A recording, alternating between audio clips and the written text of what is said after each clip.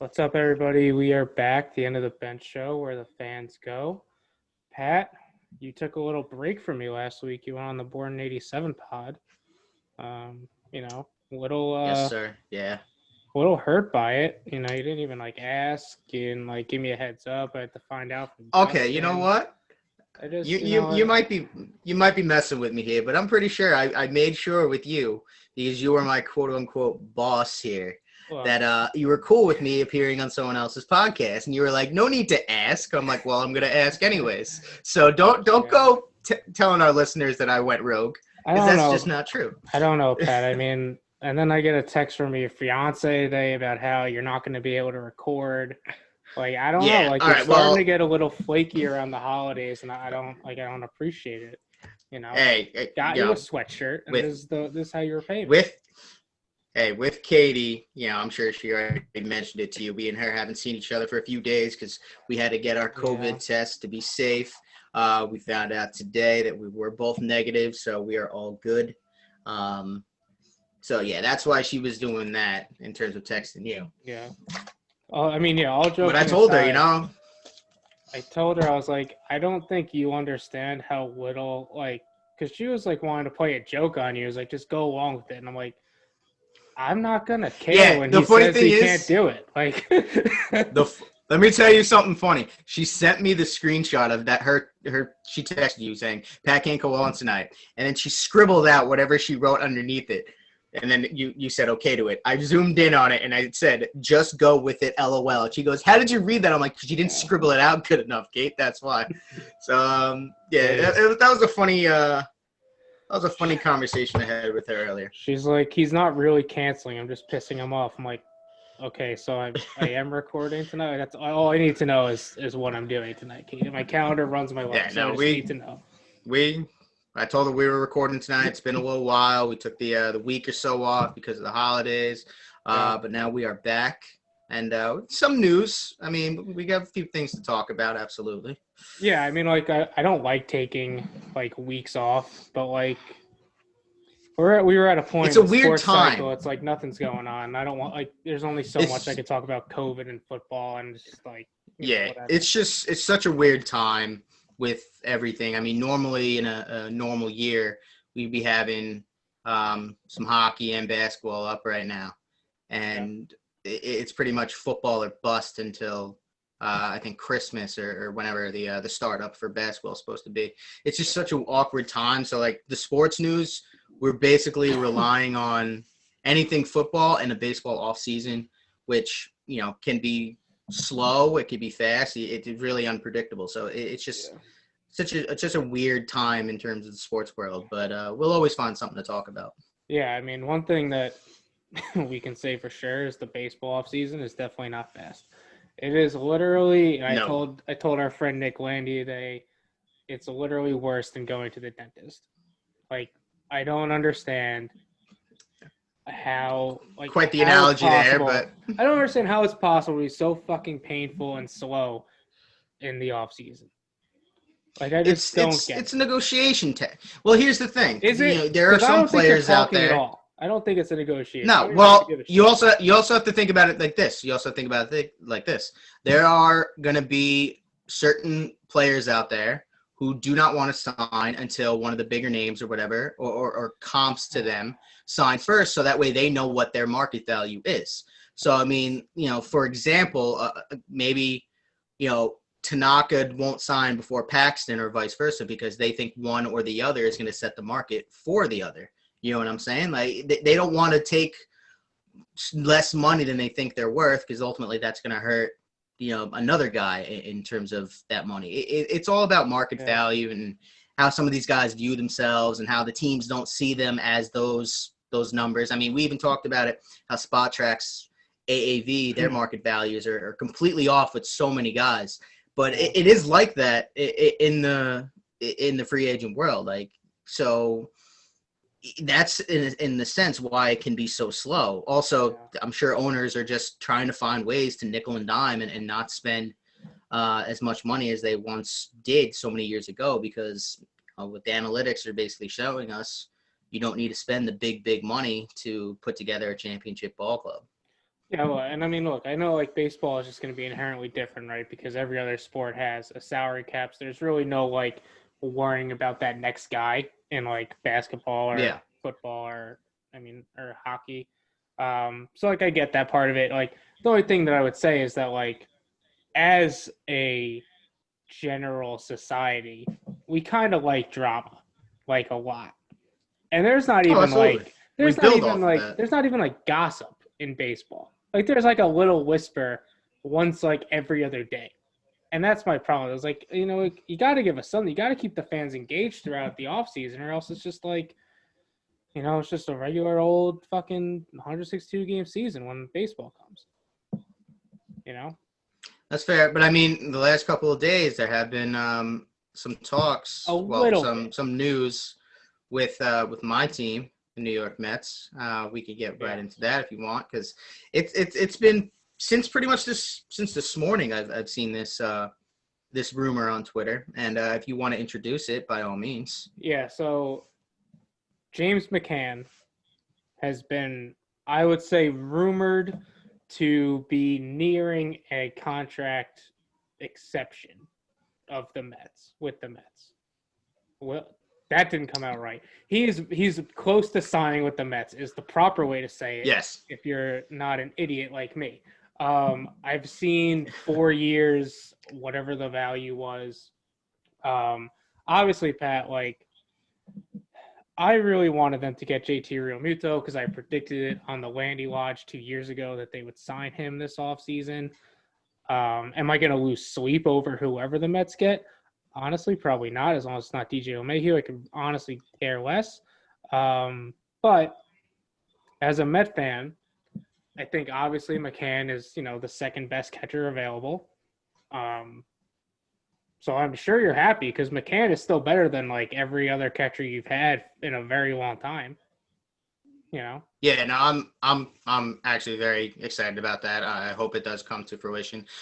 Clearly, JT Realmuto is the better option of the two. There's no denying that. But it seems that the Mets are fine. I mean, Realmuto maybe I think he's asking for like a 5-6 year deal. That would bring him to like his age 37 season. I think he's entering his age 31 season. So it's kind of risky to give anybody that kind of money when you're heading into that long of a contract, especially if you're a catcher. With James McCann, he'll be entering, I think, also his age 31 season, but you give him a 4-year deal. You'll probably first 2 years will probably be the best of the two. He'll probably falter off after on 3 or 4, but I still think it's a good signing. But the more importance to that is it kind of tells me they're not going to be willing to spend the big money on Realmuto. They do want to go ahead and try and get Springer and or Bauer, which is what a lot of writers and sources are saying, that with them going towards McCann, leaning the McCann option over Realmuto, they are trying to make that big push for George Springer. And I think I texted you guys this before. I said like I'm predicting. I'm probably going to be very wrong, but I'm predicting that by week's end, I think the Mets will have 2 solid signings with James McCann and George Springer. I do think it's a possibility. It seems like talks are really heating up between the club and the 2 representatives. It's just a matter of if they can, put pen to paper at this point. And that right there, gives the Mets right away. I'll give them a solid like A in terms of how the offseason is, and it's not even Christmas yet. Yeah. I mean, to me, they got an A the second Steve Cohen became owner. I don't know how many other Met fans may agree with me or disagree, but the second the Wilpons were out, that gave the offseason grade an A. But you get McCann, you get Springer. I don't know how they'll do. I mean, we could talk about it. I don't know if they'll necessarily be able to get all 3, Springer, McCann, and Bauer. That's going to be tough. Yeah. I don't think. Also I've seen that they are also linked to Liam Hendricks, which would again be great. Cap that along with the Trevor May signing, another great signing. I feel the Mets are definitely active. I'm really excited to see how the next week goes. I think we see 2 signings by week's end, though.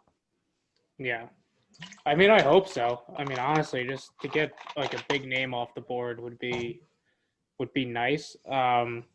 Adam Eaton going to the White Sox on a 1-year deal. That's not big news. Isn't that like his 20th time with the fucking White Sox? I think it's his second or third time. The first time there was apparently he was a clubhouse. I hate saying clubhouse cancer, but apparently that's what he was. He's like the fucking Yankees. I don't know if that's I don't know if that's necessarily true. If he was the cancer or not, maybe it's just because from what I've heard, Howie Kendrick and other White Sox Nationals teammates, maybe that's it. Other Nationals teammates basically said that Adam Eaton was probably one of their better teammates. So maybe it wasn't him. Maybe it was just the clubhouse as a whole. But yeah, this is like second and third time going there. Other one, Carlos Santana, 2-year deal to the Royals. Again, not huge. Nice pickup for the Royals that are not really going to be a contending team, but they get a quote unquote star. I mean, I hate saying that, but I mean he get a starting caliber he's a good player. That's what they get. Yeah, they don't get a star. I mean, they honestly they get a guy. They get a guy that they could trade for an asset. Yeah, exactly. That's what they did. I think he could be a good trade bait at the deadline. I mean, any kind of contending club, I'm sure will need that kind of bat. So yeah, we'll see what happens there. But other than that, yeah, it's been fairly slow with the offseason. Yankees not making much noise. The Yankees. The DJ LeMahieu signing is. Yeah, that's it. I mean, it all lands on DJ. I think that, and I put a. Look, I still. Go ahead. We have like this weird. No, I still have strong. I apologize for that. It's probably me because you know how my Wi-Fi sucks. I still truly believe the Yankees will re-sign DJ. I really do. I know there are so many Yankee fans have doubts about that, but there's just something deep in my gut saying that the Yankees, they're not going to give DJ the money that he wants, but DJ will probably be like, all right, I'll take a somewhat discount if it means, I get the long-term deal that I am looking for. And I feel like the Yankees will give it to him. I don't know why people are so against it happening. I know there are other teams that have a need. I've heard him linked to the Blue Jays. But I think the Yankees are still the top landing spot for him. Maybe I'm just crazy. Maybe I'm just not looking at it as a whole, but I still think DJ LeMahieu will be back in the Bronx in 2021. Yeah, I mean, I'm prepared for him not to be there. I think that's where like my brain is. Like, I don't think that we're gonna, and I've said this numerous times on here, like, I don't think we're gonna go above a certain number that Hal gives Cashman. And we can talk till every Yankee fan is blue in the face as to whether like that's a feeling we're used to having, whether we like that bullshit rule. I mean, but whatever. Like, I don't know. I think when push comes to shove, DJ will be a Yankee because I think this is the best spot for him. He's had his best years of his career here, outside of maybe his other batting title season. And he's our best player. He's our best player. That's all it comes down to. And you third in MVP voting. But not even just last year, like the year before that. I mean, like, yeah, is Judge like a more upside guy? Is he maybe like a little more like flashy in his talent? Sure. Is like, did Glaber have a season like that? Sure. But like DJ is our best baseball player on the team. And it's not even. You know what it is? What is it? You know what it is? You may not even say, a lot of people may not say like he's the best. He's the most consistent, and that's what makes him the best on the team. Other guys like Gary Sanchez, you've seen what he can and can't do. Can't field. His bat, they say is faltering. Judge gets hurt a lot. When he's on the field and he's healthy, he's a superstar, but he has to stay on the field for a full season. Stanton, same exact issue. You guys say Glaber is not the shortstop of the future because of his defense. I mean, I still think he's got a very reliable bat. I think you can work around the defense with him. Gio Urshela, you kind of hope he can continue to produce like he did last year. So there's no question marks, really. DJ is the only one on that team that didn't have question marks. And that's why I think he's the best on the team, not in terms of skill set, but in terms of reliability and consistency. He's able to go out there day in and day out and put up the same exact numbers that you want him to put up. And that's why I think he's desperately needed to be back with the Yankees, because they need to have him in the lineup. And that's why every player wants him back. Like, you hear Luke Voigt saying, "Well, I put money on him." Like I told you before the show, like, what else do we expect Luke Voigt to say? Like, there's only one right answer there, obviously. Quinn Frazier was saying, "Yeah, I want DJ back," and that's weird considering Quinn Frazier was like not considered a mainstay like 5 months ago on this team. So that's wild enough. Yeah. But like, I put up a poll today on the Instagram at _on the bench, and I was like, what was it? You would think I would remember. Fuck, it went away. What MLB signing do you want to see that hasn't happened yet? Every single answer was DJ LeMahieu. And I know most of these people who responded, and they aren't all Yankee fans. So it's like, I really think, like, it's either A, you're anticipating DJ signing because you're a Yankee fan and you want to be happy, or B, you're anticipating DJ signing not with the Yankees and you hate the Yankees, so that'll make you happy. And that's why I think he's the most. Well, I'm option C. Well, I'm option C, where like I'm anticipating him to sign with the Yankees. No, I don't. I already said that the Mets don't have a need for him. They have other positions they need to fill first. DJ is not a need in any aspect for the Mets right now. That's catcher, center field, and some pitching. But I'm saying option C is I'm anticipating to see where DJ signs, because I'm not a Yankee fan, but I am a baseball fan, and I am guessing the team where he is best fit is the team he's coming off of, and that's the Yankees. Yeah. So again, it. Many of our fans and our friends know it. I'm not a homer when it comes to my baseball predictions. I do spread the love evenly throughout the 30 teams. I don't just stick with my Mets and say fuck everyone else. I don't do that. So I will say, if he goes somewhere that I don't like him going to, like if he goes to the Mets, we're not recording for a month. I think I think the biggest fear that you have in terms of what team he's going to go to is probably the Blue Jays, because apparently they do have money to spend, and they are on the cusp of being a contending team with the young core that they have. So Blue Jays are probably the biggest threat in terms of signing DJ away from the Yankees. When I hear the Blue Jays linked to Lindor, that scares me a lot more than the Blue Jays linked to DJ. I have heard that too. They were thinking about, putting a package together, which included Lourdes Gurriel. So, I mean, I think the Blue Jays are a team that you definitely have to look out for.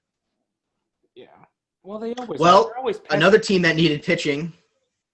Another team that needs pitching is the Yankees. Los Angeles Angels. Yankees. On the other end, the Los Angeles Angels, but they too are right now linked to James Mccann.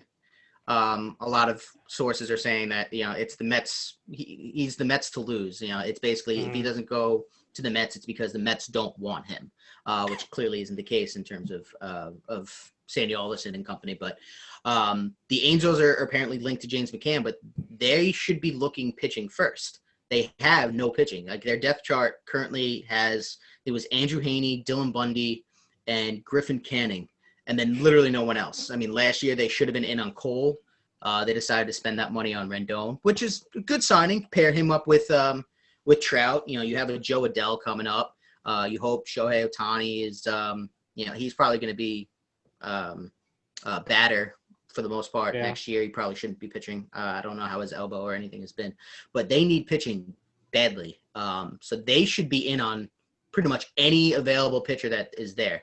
If they have the money, they should try and sign Trevor Bauer. They should try and go after some second-tier guys like Paxton, Tanaka, whatever it may be. I don't know, other than Odorizzi, I can't think of any other starting pitchers on the market, but they're a team that definitely needs pitching if they want to try and build a team around the greatest player that we've seen in 50 years. I mean, Trout deserves so much more.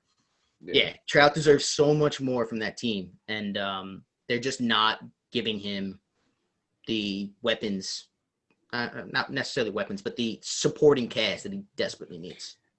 Yeah, the thought of Trevor Bauer and Mike Trout on the same team really makes me laugh. I hope they have like a locker next to each other, and like Trout's just like sitting there, and Bauer's having like the time of his life, and Trout's just like, yep, all right. I feel like if Trevor Bauer were to sign with the Angels, I feel like he would be able to get Mike Trout to better. I mean, we always talk about how, the MLB doesn't market its players well enough, which is true. So like a lot of players have to rely on themselves to market themselves, i.e. Trevor Bauer. Imagine he gets Mike Trout into all that and he's finally marketed the way that the MLB should have been doing it. And then all of a sudden now you get guys, people to actually start watching the game because they get to see who Mike Trout is thanks to Trevor Bauer. You get what I'm saying? Like that would be funny. I think that would be hilarious. He'd be worth his contract right there, right? If Trevor Bauer did that. Yeah, exactly. Exactly. For himself. All right. So like, I think the only other baseball thing that really happened, that actually happened, because everything else talked about is just speculation still, is the Lance Lynn trade. Like, I think it's a fine trade. Pretty happy the Rangers traded him. Just weird that they didn't trade him at the deadline. I thought they could have got a little more if they did it then, but good for again. It was such a weird year. Yeah, it was such a weird year. Like, I don't know how midseason trades really would have made much of a difference. I mean, I'm sure there was one or two that definitely did. I just can't think of them off the top of my head. They would, but more if they knew about the whole playoff situation, not getting days off. Yeah. Whatever. Yeah. Where did he end up going? But in the Rangers? The White Sox, and I'm getting into, preseason. Me and Chris Perkowski of Charging the Mound, who we've had on here, we both were very high on the White Sox and said that they're going to be contenders going forward. And I think the Lance Lynn deal, the trade for Lance Lynn, is actually huge for them. I think that is one step in the right direction in terms of putting up another strong year to try and take over the AL Central. I mean, the Twins probably still favorited, but the White Sox are right there, man. I mean, they have such a strong core. Luis Robert is a beast. Yoan Moncada continues to improve. Eloy Jimenez, Tim Anderson.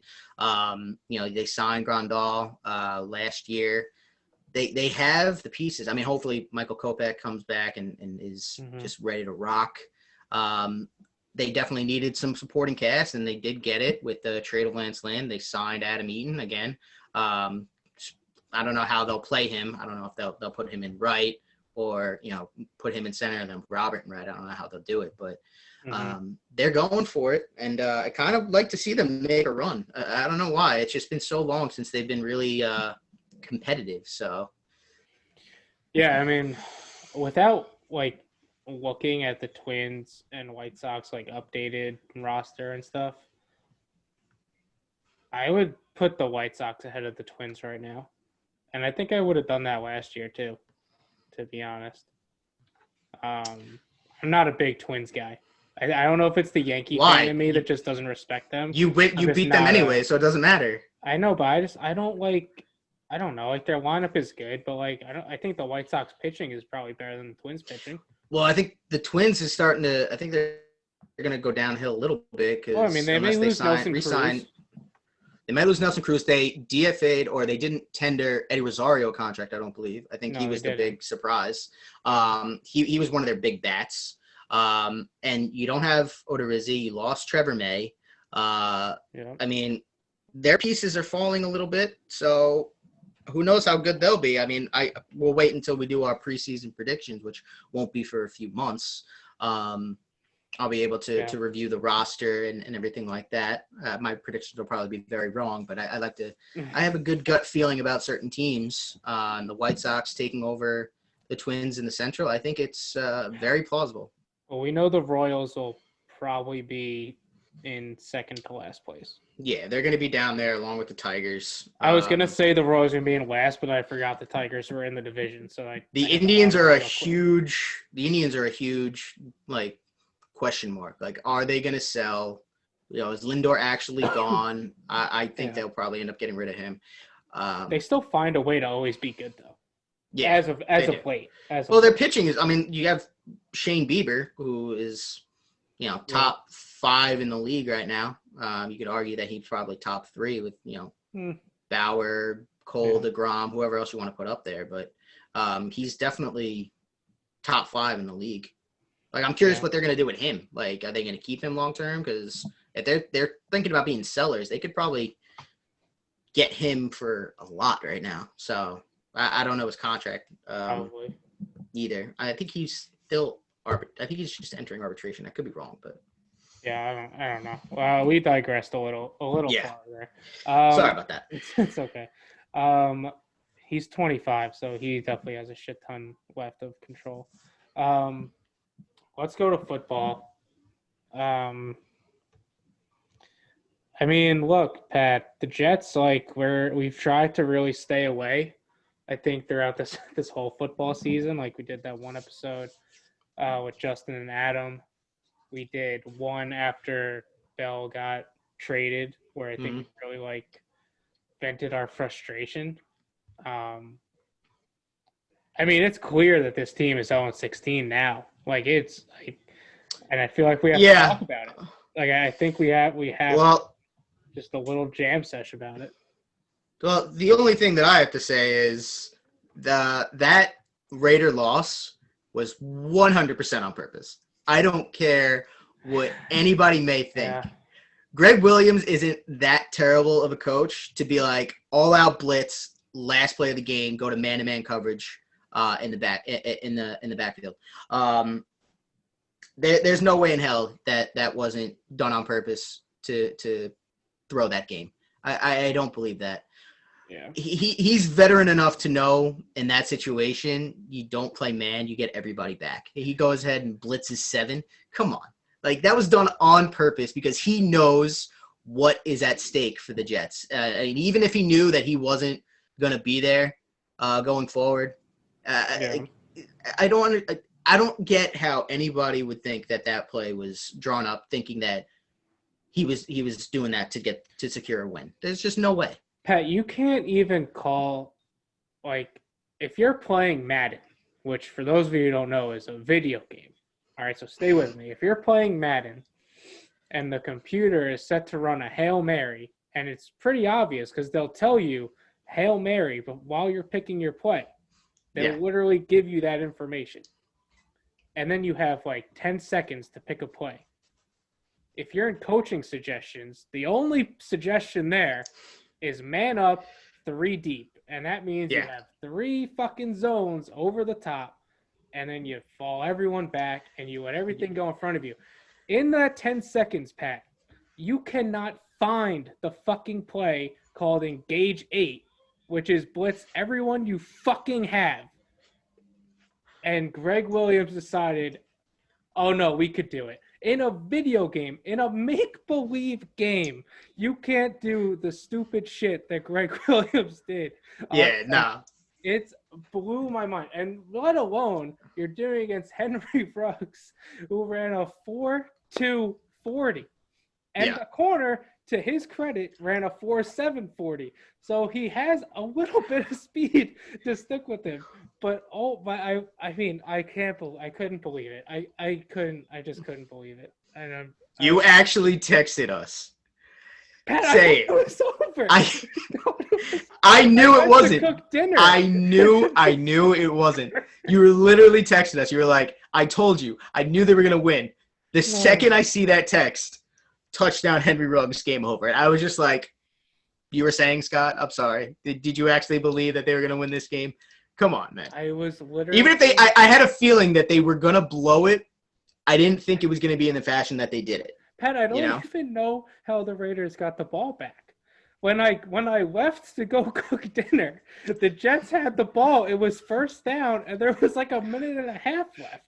How did the Raiders even get the ball? You want to know how? Because they're tanking on purpose. Trevor Lawrence, first overall pick. They know. They're not stupid. It's just how it is. I just don't get it. And then, for Marcus May to come out after the game and say, he could have done a better job with putting us in a position. I actually, I don't defend Greg Williams clearly from the yelling I just did, but if you're Marcus May, and we talked about him before the season started, I felt like there's literally no reason why he can't be our best defensive player. I mean, he's the leader of that defense, a defense that is dog shit most of the time, but he's still the leader. I mean, you got to say, no, fuck that. We're not running it, right? Like, you have to go like how LeBron did to Ty Lue, like, no, we're not running that play, or to Dave Blatt, whatever coach it was at the time. Like, Marcus May was like, no, we're not running that play. We're going man up 3 deep, and we're going to win. Because the players aren't supposed to tank. That's the biggest thing. Yeah, I know. That's the bad thing about it. Like, year in and year out, we see these terrible teams that, I mean, you think in the back of your mind, in the back of your mind in this case, because I definitely know the Jets are tanking. The players don't want to go out there and think like, I want to play shitty in hopes that we get a top draft pick. Like, no player really should have that mentality. But you're right. If Marcus May, being the leader of that defense, he should be able to come up and say, no, we're not going to do that. We have a shot to win this. Let's play deep, But well, look, he's not able to. Like, he would get yelled at, I'm sure. But he's got to wear it. Yeah. I mean, that's his job as a leader. Right. He wears it. Yeah. I think the best story, not story, but like the best note of this whole situation was that it was Adam Gase who fired Greg Williams. Yeah, I don't believe it for a second, but that's I don't know if I believe it or not, but I saw that come up and be like, it was the Williams fire was Gase's decision. He was sitting on it for like 24 hours. In the back of my mind, I'm like, hold on a second. So you're telling me that Greg Williams got fired on the suggestion or the authority of Adam Gase, a guy who's probably and shouldn't be there at year's end? It honestly made me chuckle. I was like, that's Jets right there. That's like so Jets. Like, it made me laugh for a second. Yeah, I mean, like, I hear Adam Gase, like, he said that he was still, like, haunted by this loss. Like, he's still not over it. And I was listening to the K show today, and Michael K seems to think there's, like, an outside chance that Gase, like, is still here next year. And God, no, please. Honestly, like, I don't know. At this point, like, I think everything's an option at this point. I honestly, I do think for some strange reason in my head that after that, Williams getting fired, Gase apparently being the one to pull the trigger on that, the fact that Gase, for some unknown reason, could be the head coach for them next year. Right. Yeah, that's what I was getting at, right? Because, like, if you believe Gase fired Williams, and you believe that Gase is still, like, torn up about this loss, like, why would you give a fuck about this loss if you knew you were out at the door at the end of the year? Which, when you're 0-12, you would think that he would know that. So does he know that he's not out the door? Because, and I think it's a legitimate, not a legitimate conversation because it's all speculation, but, like, I think, like, we've spent this whole season, like, just assuming that Gase was going to be gone. And I don't know if we could assume it anymore. Because, like, you could have fired everyone after this loss. Like, this is the loss. Probably. You could have been like, fuck it, you're all gone. If you had... Well, I mean, all I know is that if there was a week to win, it was that week. I think 0-16 is without that happening. You have the Seahawks next week. Well, we're getting scorched by Seattle.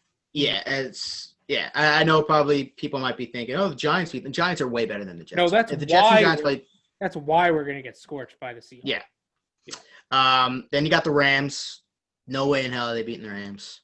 The Browns. Yeah, no. And then the Patriots, which I don't know. Maybe, probably not. It's still Bill Belichick. That's the only game. He'll find it. That's the only game that's a possibility. That's the last game is a possibility. Now I didn't see. I forgot. Did the Jaguars win this past week? No, they lost. They did. They lost. Okay, so because that's who the Jets are fighting right now for the top pick. The Jaguars lost in overtime to the Vikings. All right, I want to look at the Jaguars' remaining schedule. I have it up already. They're playing the. You got it up? Yeah, they're playing the Titans on Sunday. That's a loss. Yeah, and then they're playing Baltimore. That's a loss. Probably a loss. And they're playing the Bears. You never know.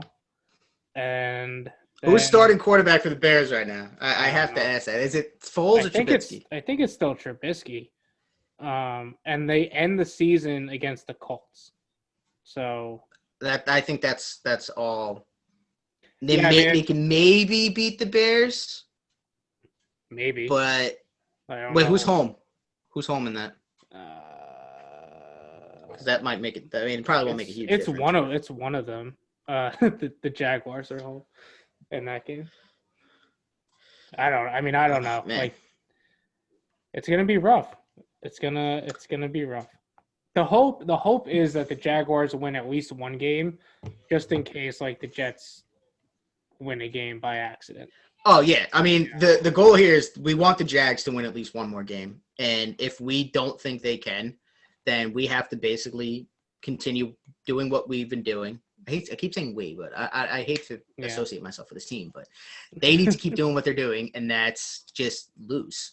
I think if the Jags beat the Bears, then I mean that solidifies it. Then I mean that right there gives the Jets the number one pick because there's no way in hell the Jets are winning 2 of their final 4 games. They can win 1 of the 4. The Jags can maybe win 2 of the 4, probably not. Probably winning 1 of the 4, but they already have 1 win anyways. So, I mean, the Jags only need to win 1 more game. There's no way in hell the Jets are winning 2 of their next 4. So, I really think at this point the Jets probably have, knock on wood, the first overall pick, set and ready, and it's going to be a fun final 4 weeks. I'll say that. I'm looking this up though right now. I really don't want to be 0-16 though. I really don't care at this point. Like it's bound to happen. Like I don't want it. I think, this is what needs to happen in order for there to be some sort of major change in terms of how that team is run. It's a lot of confidence you have in them to make those changes. I know I shouldn't have that kind of confidence, and I probably am gonna, regret saying this, come August or whatever when, Gase isn't fired and there has been no major change. But Gase isn't fired. We drafted a running back with the first pick. But can you agree with me? No, that's not. No, they'll get a quarterback. Can you agree with me though that as much as we don't want to see an 0-16 season happen, an 0-16 season, it almost is something that needs to happen though, for some eyes to be opened. I mean, Pat, our owner left the country in like our most important season. Like, do you really think anything's gonna fucking change? You know what? With the changing of ownership, with my team. My favorite team, the Mets, I kind of hope. I feel like every team I root for is. I respect owners. You trying to get me there with you, Pat, but like, I just can't. I can't get there. I still feel like an 0-16. As much as we don't want to see it, an 0-16 team might be something that it is the change in the organization and the development going forward. Because I mean, as not obviously the Lions haven't been a great organization, but them going 0-16, like it led to some pretty good players to like Matthew to Stafford. suit up them. Yeah. So I mean, and Stafford is a very good quarterback. I know a lot of people may think that he'd not. He'd be better if he wasn't in Detroit. Right. All right. Thank you. I'm glad someone says it. He feel like he doesn't get the love that he should be getting. But I feel like. I want to look up the Lions records since they went 0-16 because so that's like a lot of records. How about we just do like the last 6 years? No, I just look it up. I'm like, all right, so they went 0-16 in 2008. So we're gonna list 12 fucking seasons right now. No, is that what you're telling me? They've been They've been pretty terrible, but they've had a couple of some playoff appearances. They had some playoff appearances in there, man. They had a 10-6 season, 11-5 season, some 9-7s, a couple of 7-9s, I think. But yeah, they've been pretty terrible. But I mean, their division has been a lot tougher than the Jets has as well. Fact. So. Well, tougher in terms of they actually had a shot at winning. Yeah, well, they had a shot at winning. The Jets being in the division they did with all those years with Brady, they didn't really have much of a shot at winning those divisions. Yeah. I don't know. I mean, like, to close my point, I think an 0-16 team, 0-16 season is something that needs to happen for there to be some sort of indicative change. Yeah, I mean, nothing else has caused it, so why not? I guess that's where I'll land. I still don't want to be 0-16. Like we get enough shit as Jet fans. Like, I don't need that on top of it. I don't know what happiness is.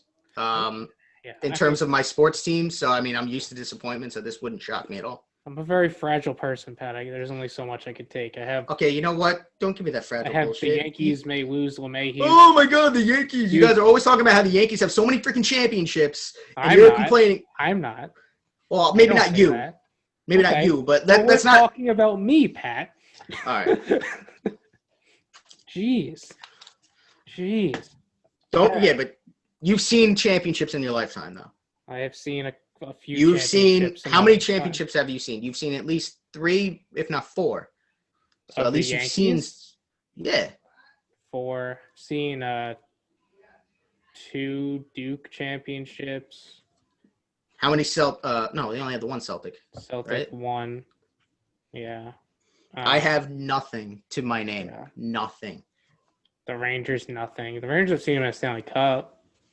But I don't know what's going on in hockey or anything when I'm watching it. So, like, that doesn't really count. I got nothing, man. The closest are the AFC title games, the back-to-back AFC title games the Jets had, the 2000 and 2015 World Series with the Mets, and then the Islanders last year almost cracking the Eastern Conference Finals. But, yeah, I have nothing, man. Well, let's switch to the other big news out of the NFL. Not COVID related, because Des Bryant's a dumbass. Carson Wentz is now benched for the Eagles. Pat, I don't know if you read the group chat yesterday. Yeah, you guys text a lot, and for some reason I'm not getting the messages. Like I have to actually open. It's probably for the best, to be honest. Probably, I have to open up the actual group to just get the message. I don't get notifications for it for some reason, and my notifications are down off. So what I've realized is I am not a big Carson Wentz fan, and I fully support the Eagles making this move. Like, I know that Carson Wentz, I think, is a pretty polarizing quarterback, because I think, like, Eagle fans either love him or absolutely hate him, and I tend to find myself around or listening to a lot of Carson Wentz defenders who will make all these excuses for him as to why he's not succeeding. You know, he can't develop chemistry with his with his wide receivers. You know, I don't know. I don't understand why we have to make excuses for Carson Wentz. So, like, why his defenders keep making these excuses. Like, why can't he just develop chemistry with his teammates like a leader should do, and like the quarterback should do? Like, I don't know. His best year was literally surrounded by one of the deepest rosters in the NFL. So, like, and that's the year he got paid off of, which is fine. But, like, why'd you expect he was going to be like the second coming of fucking Jesus after you gave him a lucrative contract? I don't know. Yeah, I don't know. I haven't paid too much attention to Carson Wentz's career. I mean, there hasn't been much to pay attention to. Fair. I mean, the one thing is he's constantly hurt. Hurt. His best year was in 2017. I believe that is when. Is that when what year did the Eagles win the Super Bowl? I'm blanking on it. I think it was 4 years ago. Oh, so it was the 2017 season. Okay. I mean, it wasn't even him that. It wasn't even him that really led them there. It was Nick Foles. Got them to at the end of it. Yeah. I mean, he got them to 11-2. So yeah, he put up good numbers there, but it was Nick Foles that won them the championship. Yeah, I don't know what it is. I mean, maybe it's in terms of how we in New York expect so much success pretty much from anybody who plays for our teams. Philly is pretty much all in the same. Like, if you don't have success within like the first second of you playing for their team, you're kind of written off at that point. Like, Yeah. I feel like maybe that's it. I mean, we only have 2 Eagle fans that we know of. I have a lot more. You have a lot more. I only Yeah. know the 2 that we are common friends with, and those who may be listening probably know. And I'm pretty sure they hate Carson Wentz. Because again, it's a matter of he's not producing to what he should have for where he was drafted and the money that he was being paid and everything like that. I think a lot of people were kind of shocked when Jalen Hurts was selected by the Eagles. I know I was when I heard that he was drafted there. I'm like, oh damn! Like, is that the ends of Carson Wentz? Like, I mean, that's pretty huge in terms of a draft pick. I honestly thought it was only a matter of time until Hurts took over. I'm surprised that it was as far as it did. Heading into what week were we even heading into? Like 14 or something. Yeah. So I don't like. Yeah, I mean, I was also surprised when they drafted Hurts, but like I kind of thought this was gonna come eventually. I didn't think it would happen this year because like looking at Carson Wentz's contract, like the Eagles have a potential out in 2022, but like next year his cap hit is $34.6 million. Like Carson Wentz's contract is too big to fail.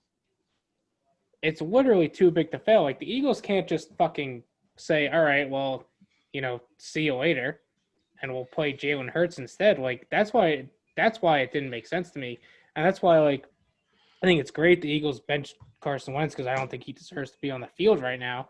But like, what's your end game?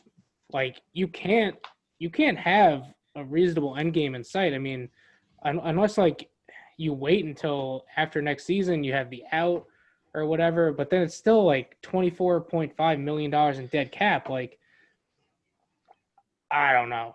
I don't know. I mean, like, there's nothing. There's almost nothing they can do. Like, unless they try to trade him to a team. I don't think any team is gonna want to take that contract on. And I mean, I don't think they want to player on. If they do trade him, I think they would try and trade him for possible picks, maybe somewhat help that in terms that they need, maybe on the defense or something. I don't know. But if you were, let's say they were to try and trade him for picks, you also have to remember that the team taking him was probably going to they're going to take that contract on. So you're not going to get a high draft pick for him. Maybe like maybe like a 4th, 5th rounder, maybe. I mean, I don't know NFL trades as well as some people might. But I mean, you're not getting like a 2nd, 3rd rounder for him. I mean, not if a team has to take on that contract.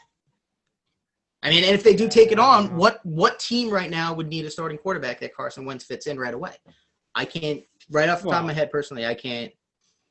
I mean, yeah. Well, I mean, like, it's just Carson Wentz, like, hasn't really done anything since, like, his good season with one of the best rosters in the NFL. So, like, I mean, what is Carson Wentz? Is another question that NFL teams going to have to answer, because right now he looks like someone who is extremely hesitant in the pocket, maybe because of all his injuries. Looks like he sees ghosts every single time he throws the ball and drops back. Like, and honestly, I think he's shook up that they drafted Jalen Hurts, which is something I don't want out of my quarterback at all. So, like, I don't really know what Carson Wentz is. Like, I think he has worlds of potential, but like, I don't know. I mean, do I think he's worth his contract? Like, at the end of the day, I mean, we've seen so many high drafted quarterbacks simply underperform, not really solidify themselves as a quarterback you build your team around. I mean, look at guys like Jameis Winston and Marcus Mariota. Like, they were supposed to be the guys for their respective franchises. And obviously that didn't work out for either of them. I mean, Mariota gets taken over by Tannehill. Winston pretty much gets run out of Tampa. And now he's the 3rd string quarterback for the Saints. In a situation where Drew Brees goes down, you thought immediately he was going to be the one to take over. But Sean Payton and company, they're just like, nah, he's not even touching the field. Taysom Hill's our quarterback. Like that's like that kind of tells you right there how some of these guys, how their career trajectory can be. These high draft picks, you think they're going to be the next big thing, and then they just poor play and then bad development or injuries or whatever it may be just brushes them down to, backup or third string status. Like could Carson Wentz go down that route? It's possible, but like you said, he's got a $30 million cap hit against him. Like, who's going to want to take a contract on or anything like that to have a guy like that you're spending that much money on as your second string quarterback? Like, it's just not it's crazy to think. Yeah, I mean, like if the Eagles went full like D-Day and cut him next year, his dead cap hit is $60 million. Yeah. So, I mean... So that's obviously not going to happen, but, like, we say all that to say, like, it's almost like you need the perfect trade partner. The absolute perfect trade partner. I don't think Which there probably isn't right now. Right, and I think those trade partners are sucky teams and would probably rather just draft a quarterback. Like, unless, like, something happens and Trevor Lawrence and Justin Fields aren't that close to each other, like, ratings-wise, like, then maybe. But I still don't think Carson Wentz is worth, like, the second pick in the draft. He's not a first. You would not be able to get a first-round pick for him. No way. Yeah. There's just not possible. I think look, if you need a quarterback, they'll always say it's worth whatever you can get, worth whatever. But yeah, I mean, I agree with you. And I don't know, maybe like I may be being a little too hard on him, but like I think we get to the same spot, like whether. And I don't know as much about Carson Wentz as other guys would. All I know is that when I watch him play in the handful of games I've actually watched him, he hasn't really shocked me to the point where I'm thinking he was worth all this money. Like we said, he had a great a great lineup in 2017 when they went to the Super Bowl. It wasn't him who led them through the playoffs because he got hurt. So yeah, he has a Super Bowl ring, but he's not the one who won them that game or yeah. The way I mean, look, when you pay I don't know what he is. I don't know what he is. And he. Yeah. I don't know. It's weird. But now the question remains: what are the Eagles going to do with him? Probably sit him for the rest of the year, and then they'll play him next year. To clear his head, like maybe all the COVID. Maybe they don't. Maybe they don't play him next year though. Like that's the thing. Like we don't know. Sit him on the bench for $35 million. I don't know if Hurts balls out these last 4 games, and I mean I don't think it's possible at this point for somehow gets the Eagles in some sort of playoff contention. Again, I don't know if it's possible. I don't know where they sit. But if he were to do that, you're gonna tell me right off the bat that next year Carson Wentz is slotted back as a QB1. I don't know if that's necessarily what they're going to do. Not if Hurts puts up good numbers these final 4 games for them and gives them a chance. I can't right off the bat say, all right, so you're going to go back and sit down. Wentz you're taking back over after the season. Hurts may just have. I don't know if you can say that. I don't know. I mean, they've already been pretty loyal to Carson Wentz considering they got rid of their Super Bowl MVP to re-sign him.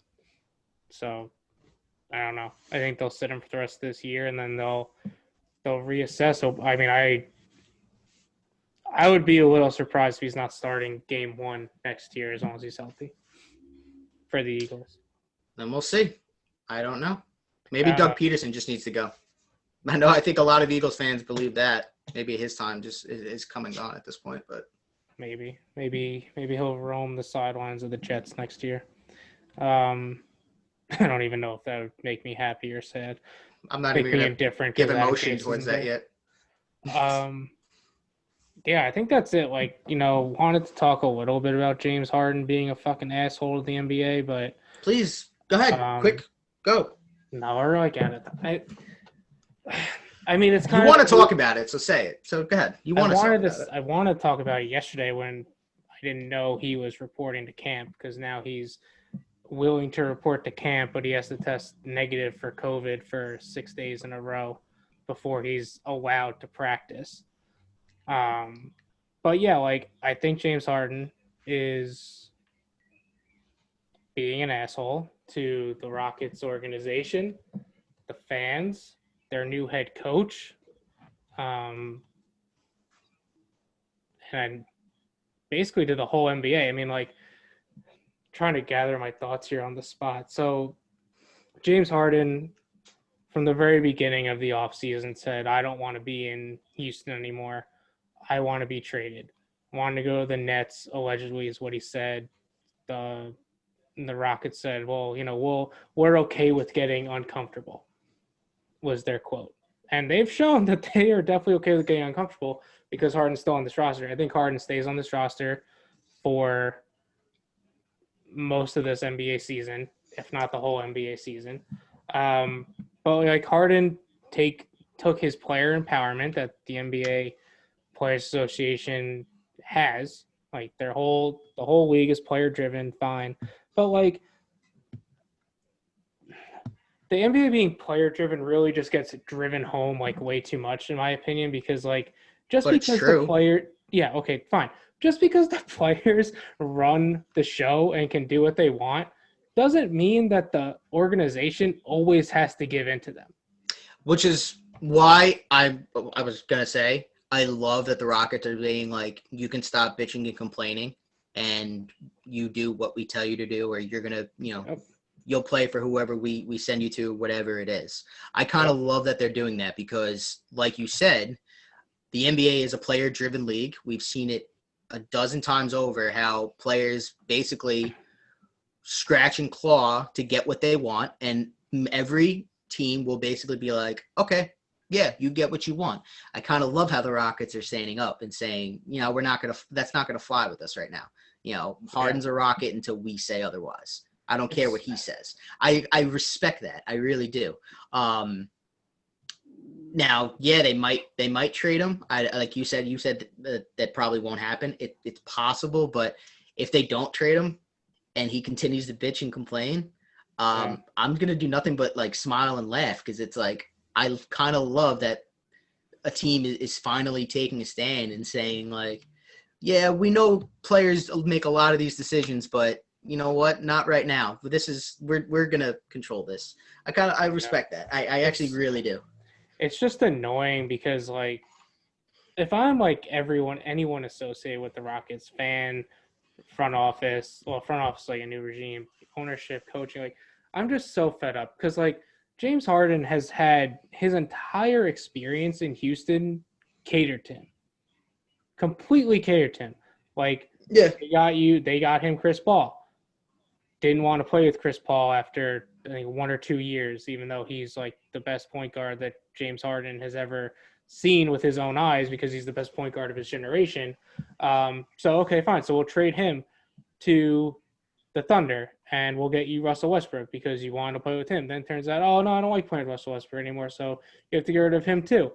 Or like, Mike D'Antoni ran his course and you're literally an organization that hired one of the very few black head coaches in the NBA, which is something the players have, and not the players, but like the league and league pundits in general have been fighting for, of like you have to give minorities better jobs in the NBA and actual opportunities. And the Rockets go ahead and give him one. James Harden, I would assume, would be a little less of an asshole to his first year head coach and not putting him under the fire in the media with all of this. And on top of it, he goes to all of these fucking events around the country. It's bad enough he lives in Texas, because if you live in Texas during COVID, you're a fucking moron. So he goes to all these events, goes to some rapper's birthday with no mask, then flies across the country to Vegas, no mask in all those strip clubs, and then he just wants to show up to practice and be like, oh yeah, I'm all good. Like, no, fuck James Harden. Fuck James Harden. Fuck James Harden. Like, if I'm the Rockets, I don't know what you do, but you literally walk into James Harden's house and you say, fuck you. I love to see you turn down all this money by not showing up. Be my fucking guest. And I would ship him to fucking Charlotte if he wants to go somewhere. Go play in Charlotte or go to fucking Sacramento Like wherever you fucking want, that's where you're going. I'll take literally Buddy Hield and a bag of fucking chips for you. I don't care. Go rot away in fucking Sacramento. James Harden's the biggest piece of shit in the fucking NBA. Oh my God, that makes me feel good. I think we can end there. Yeah. I'm not even going to say anything else. Let's end there. Fucking asshole. All right, guys. Well, if you made it through that rant, I appreciate it a lot. James Harden, if you're listening, you're never coming on the show. JK, I'd probably have you on the show. That'd be fucking dope. Pat, thanks a lot for coming on, man. I appreciate it. Talk to you later. Oh, man. Always a pleasure, man.